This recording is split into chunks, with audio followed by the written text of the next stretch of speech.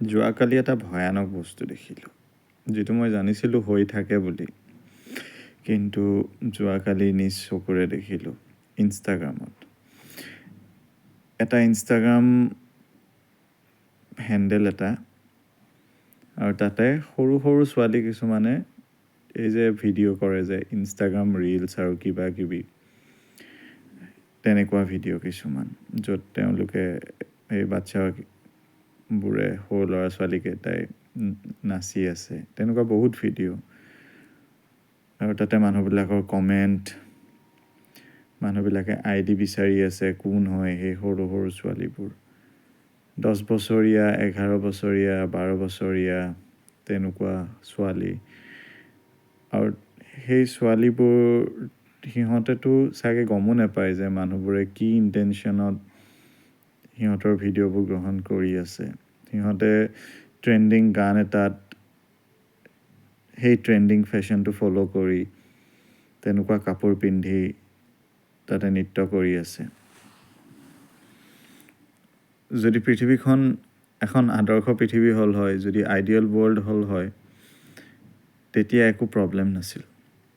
কিন্তু প্ৰব্লেমটো এতিয়া সেইকাৰণে হৈছে কাৰণ আমাৰ মাজতে কিছুমান মানুহ আছে যিবোৰক পেডোফাইল বুলি কোৱা হয়, আৰু সেই পেডোফাইলবোৰে সৰু ল'ৰা ছোৱালীৰ প্ৰতি তেওঁলোকৰ ছেক্সুৱেল এট্ৰেকশ্যন থাকে। সেইবাবে আপোনালোকৰ সৰু ল'ৰা ছোৱালীবোৰে যেতিয়া ভিডিঅ' এটা কৰি থাকে, হয়তো লুকাই লুকাইও কৰিব পাৰে সিহঁতে, কাৰণ দেখি থাকে যে ডাঙৰবোৰে কৰি আছে, সিহঁতে ফ'ল' কৰা এক্টৰ ইনফ্লুৱেঞ্চাৰ্ছবোৰে কৰি আছে, বা সেইটো তেওঁলোকৰ মানে ইটছ ইন ফেশ্বন, সিহঁতে সেইটো কৰিব পাৰে।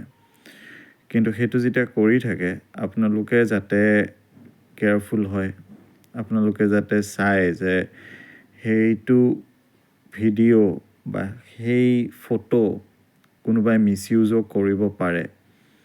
এতিয়া যেনেকৈ সেই একাউণ্টটো আমি ৰিপৰ্ট কৰিছোঁ, কিন্তু সেই একাউণ্টটোত বহুতো সৰু সৰু ছোৱালী, অসমৰে হওক ক'বাৰে হওক, সিহঁতে নাচি আছে। আৰু তাৰপিছত মই দেখিছোঁ যে সেই ইনষ্টাগ্ৰামৰ তাতে বায়'ত লিখা আছে যে টেলিগ্ৰাম গ্ৰুপ এটা আছে।